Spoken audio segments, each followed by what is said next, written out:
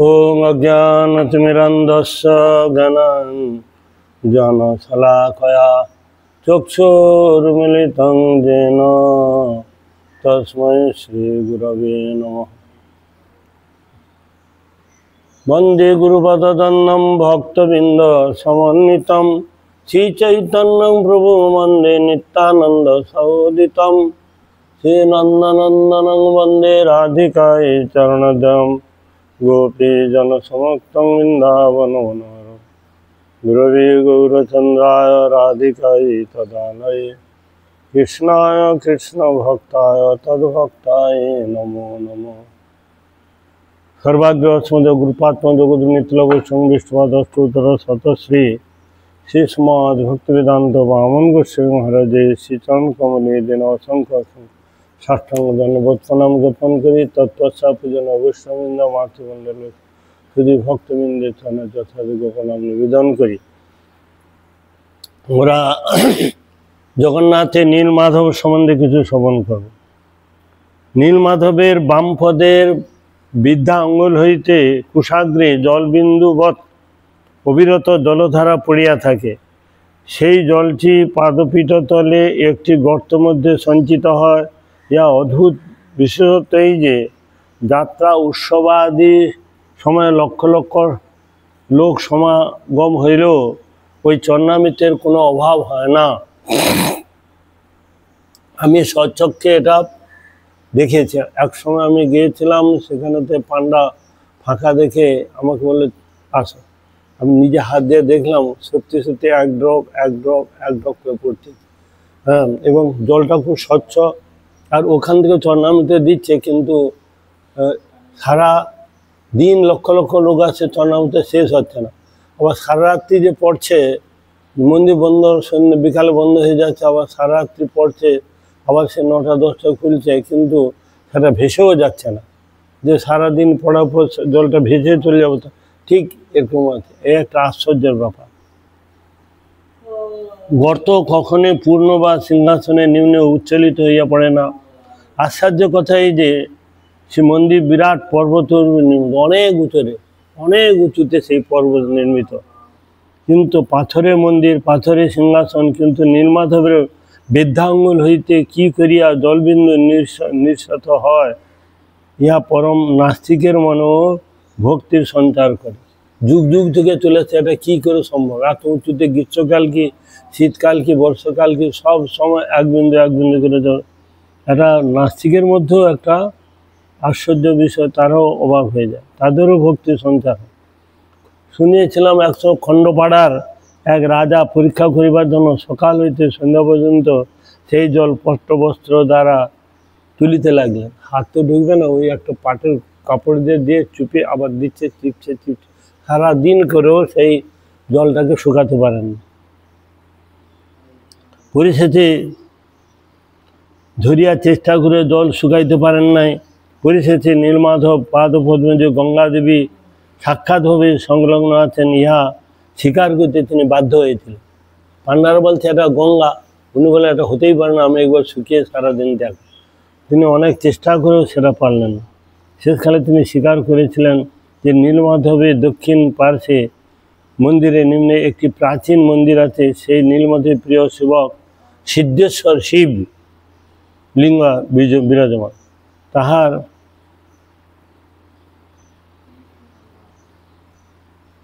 তার বিশেষতই যে ভক্তেরা সারাদিন সেই শিবের মাথায় প্রচুর জল দ্বারা অভিষেক করিল তথা এক বিন্দু চরণামৃত পাওয়া যায় না।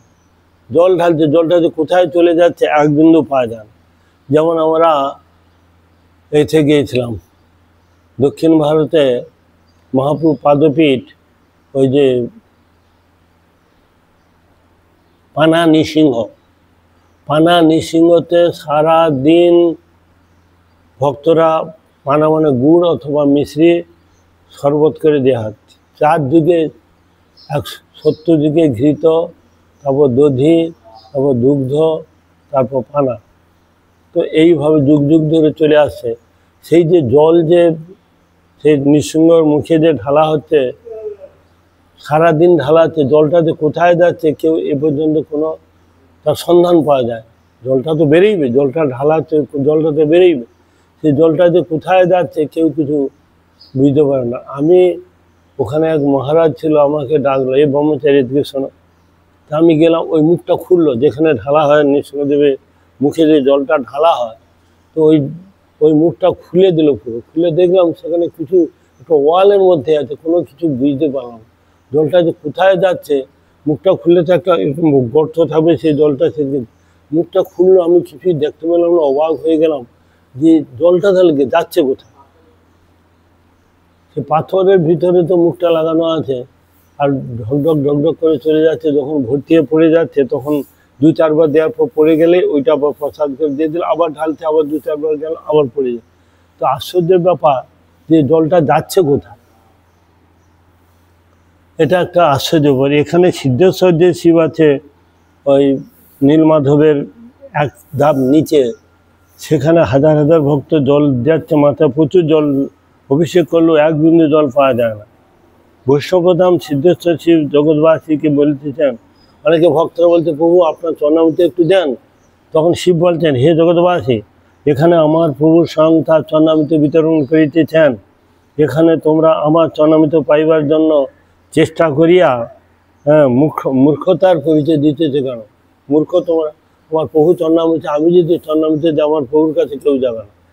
এই জন্য প্রভুর মহিমা কীর্তন করার জন্য শিব ঠাকুর সেখানে যে মূর্খ লোক তোমরা পরিচয় দিচ্ছে শিব পরম দৈন ভরে ইহা বলেন, নতুবা বৈষ্ণব চরণ জল প্রেম ভক্তি দিতে বলো, আর কেহ নহে বলবন্ত। এই যে কথা আছে, বৈষ্ণবের চরণ জল প্রেম ভক্তি দিতে বল, আর কেহ নহে বল। তাহলে সে বৈষ্ণব ঠাকুর প্রেমও দিতে পারে জগৎবাসীকে, যারা ভক্তি শ্রদ্ধা করে করবে তাকে। সেই জন্য একটা শ্লোক আছে, বৃন্দাবনে বনিপতি জয় সৌম সৌম মৌলে সনক সনন্দন সনাতন নারদেদ্য ব্রজবিলাসী যুগাঙ্গি পদ্মে প্রেম প্রযচ্ছ নিরুপাধি নমো নমস্তে। তো সেখানে শিব ঠাকুর বৈষ্ণব, তিনি প্রেম ভক্তি দিতে পারেন, প্রেম ভক্তি দিয়ে আর কেউ নয় বলবেন। উৎকলের ইহাই বৈশিষ্ট্য। এখানে কোনো শিব বা শিব মন্দির জগন্নাথ তো ওতপ্রোত অবস্থিত থাকে, যেখানে বিষ্ণু মন্দির থাকে আশেপাশে শিব মন্দির থাকবেই, তার প্রভুর রক্ষণাবেক্ষণ, তার পাহারাদার হিসেবে শিব থাকবে। কৃষ্ণের বড় ছেলে হচ্ছে শিব। যে কোনো লীলাতে শিবই 33 কোটি দেবতার মধ্যে শিবের অবস্থান সবার উপরে। কারণ যখন সমুদ্র মন্থন হয়েছিল তখন 33 কোটি দেবতা কারো ক্ষমতায় ছিল না সে বিষটাকে ধারণ করে। বিষ্ণু বলছেন একমাত্র শিব ছাড়া অন্য কেউ পারবে না। যখন সেই ভগীরথ সেই বিষ্ণু আরাধনা করে তিনি যখন সেই ব্রহ্মলোক থেকে গঙ্গাকে আনয়ন করেছিলেন, সেটা ধারণ করার শক্তি একমাত্র শিব ঠাকুরের ছাড়া কারো ছিল না। তো শিবের সব দিকের মহিমা করেছে। শিব যেভাবে ভগবানের জন্য ত্যাগ স্বীকার করেছেন, এভাবে কোনো দেবতা এভাবে পারে না। ওই জন্য আদি পুরাণে বলছেন, আগে কেশবের পূজার পর শিবের পূজা হবে, তারপর অন্যান্য দেবতা। প্রথমাংশ কেশবং পূজ্য, তৎপরে হচ্ছে শিবের পূজা। সেখানে তো বলেছে কেশবং পূজং কীর্ত্বা, তারপর হচ্ছে শিবের, তারপর অন্যান্য দেবতার পূজা করার কথা শ্লোকটা বলেছে। তো সেখানে তো দেখা যাচ্ছে স্বতন্ত্রভাবে জগন্নাথ হইতে স্বতন্ত্রভাবে অবস্থিত নহেন, সবসময় তারা জগন্নাথের সেবক সেবিকা রূপে আত্মপরিচয়, আমরা তার সেবক সেবিকা। ভাগবতে একটা শ্লোক আছে, আজ্ঞাই বা গুণান্দোষান মায়াধিষ্ঠান সকান। শিব ঠাকুর ব্রহ্মা বলছেন, আজ্ঞাই বা গুণান্দোষান মায়াধিষ্ঠান অপি সকান। আমরা তার আজ্ঞাতে পালন সৃষ্টি যা কিছু তার আজ্ঞাতে করছে, আমাদের কিছু এখানে বাহাদুরি নাই। তারা জগন্নাথের সেবক সেবিকার আত্মপরিচয় প্রদান করে। পুরীতে অবস্থিত পঞ্চশিবের জগন্নাথ মন্দিরে বিভিন্ন সেবা রইয়াছে। এই পঞ্চশিব জগন্নাথের যখন হয় কি বলে, ওই জগন্নাথের যখন চন্দন যাত্রা হয়, এই নরেন্দ্র সরোবরেতে এই পঞ্চশিব যায়, তার প্রতিভূ হিসাবে তার। আর জগন্নাথ তো যান না, তার মদনমোহন তার পরিবর্তে মদনমোহনই যায়। লোকনাথ জগন্নাথের ভাণ্ডার রক্ষক লোকনাথ শিব জগন্নাথের পাণ্ডারা খুবই করেন, মান্যতা দেন। অন্যান্য দেবতাকে লোকনাথ শিবকে তারা খুবই সম্মান করেন, লোকনাথকে খুব ভয় পান। জগন্নাথ অপেক্ষা লোকনাথের ওখানে প্রচুর, তিনি হচ্ছে জগন্নাথের ভাণ্ডার রক্ষক, সবার লাস্টে ঢুকবে, সবার আগে বের হবে। কত চাল, কত ডাল, কত কী হবে ভাণ্ডার তিনি বলে দেবেন। হ্যাঁ, যখন এই লোকনাথ শিব ভিতরে প্রবেশ করে তখন দরজা বন্ধ হবে, আর সর্বপ্রথম তিনি দরজা খুলে সর্বপ্রথম তিনি বের হবেন। প্রতিদিন রাত্রে মন্দির বন্ধ হইবার পূর্বে লোকনাথ মন্দির হইতে আসিয়া মন্দিরে ভাণ্ডার ঘরে রক্ষকভাবে অবস্থান করে এবং সমস্ত মন্দিরের দ্বার রুদ্ধ হয়। পরের দিন মন্দিরের দ্বার উন্মোচন হইবার পর লোকনাথ তার নিজ মন্দিরেতে তিনি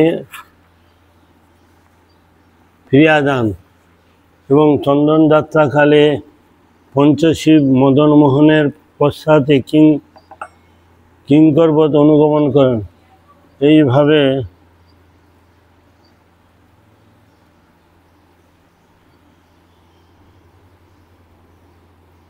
ভুবনেশ্বর লিঙ্গরাজ অনন্ত বাসুদেব সেবক সেব্যভাব বিদ্যমান।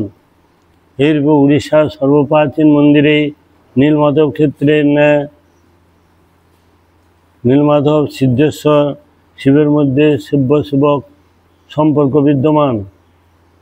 পূর্বক হইতে পারে নীলমাধব অন্তর্ধান হইলে পর জগন্নাথ রূপে প্রকাশিত হন।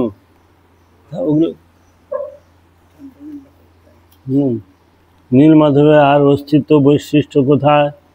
তদুত্তর বলা যায় যে ভগবান অনন্ত লীলা, ভগবান বিভিন্ন সময়ে বিভিন্ন স্থানে আবির্ভূত হইয়া যে সকল লীলা প্রকট করিয়াছেন, লীলা সম্পাদনের পরেও সে সকল স্থানের মাহাত্ম্য কখনো লুপ্ত হয় না। জগন্নাথ রূপে প্রকাশিত হইবার পর নীলমাধব ক্ষেত্র মাহাত্ম্য কমিয়া যায়, ইহা বলিবার কোনো যুক্তি নেই। নিত্যধামের নিত্য মহিমা কখনোই লুপ্ত হয় না। যে জগন্নাথ ওখানেতে নীলমাধব আর নাই এমন নয়, ওখানেতে নীলমাধব এখনও সেই সব মহিমা রয়েছে। ভগবান রামচন্দ্রের লীলা স্থান অযোধ্যা, কৃষ্ণের মথুরা, বৃন্দাবন আদি ক্ষেত্রমাধব কখনো পূর্ণ হয় না। অদ্যাপিও সেই লীলা করে রায় কোনো ভাগ্যবান দেখিবারে পায়। অন্ধীভূত চক্ষুজন বিষয় ধুলিতে কিরবে সে পরতত্ত্ব পাইবে দেখিতে। নীলমাধবের প্রতিশ্রুতিগত সংখ্যা দ্রষ্টব্য। বর্তমান নীলমাধব মূর্তিতে উড়িষ্যা গর্ব প্রাচীন, ইহা সর্বাদে সম্মত। প্রথমে শবরের পূজিত বিগ্রহ অন্তর্ধান হইল জগৎবাসীর জন্য জগন্নাথ রূপে প্রকাশিত হইবার পর বিশ্বাবসুর প্রার্থনায় তিনি আবার নীলমাধবে অবস্থিত ছিলেন। দারু ব্রহ্মরূপে ভাসিয়া আসিয়াছিলেন। সে দারু কতবার নবকলেবর হইয়াছে ইহা বলিয়া তাহার প্রাচীনত্ব নষ্ট হয় নাই। তাহলে রামচন্দ্র তিনি অযোধ্যাতে লীলা সংগমন করে চলে গেলেন ধামেতে, তা বলে সেখানের যে মাহাত্ম্য কমে যায় তা কমে না। নীলমাধব তদ্রূপ তিনি জগন্নাথ তিনি চলে এলেও সে নীলমাধবের মাহাত্ম্য সে এখনও আছে। সে কোনোদিন এখনও সেই সবর বিশ্বাবসু তিনি এখনও সে সেবা করছে এবং তার মাহাত্ম্য এখনও কমে না।